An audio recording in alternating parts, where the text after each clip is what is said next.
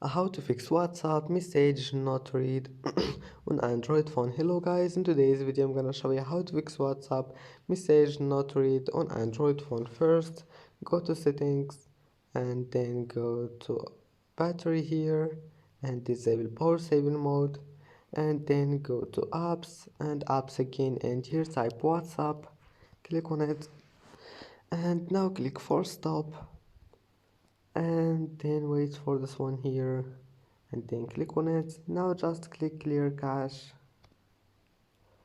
and that's it. And then just go to permissions, enable storage, maybe we'll find it like that. Just click on it and click allow, and that's it.